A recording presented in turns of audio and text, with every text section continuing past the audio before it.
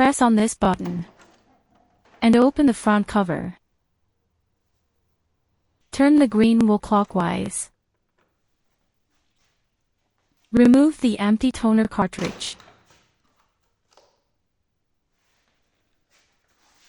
Take the new toner cartridge. There could be a seal. Remove it. Install the new toner cartridge. Turn the green wool counterclockwise. Close the cover. The work is done. There is no need of reset procedure. The cartridge has a chip that will reset the counter.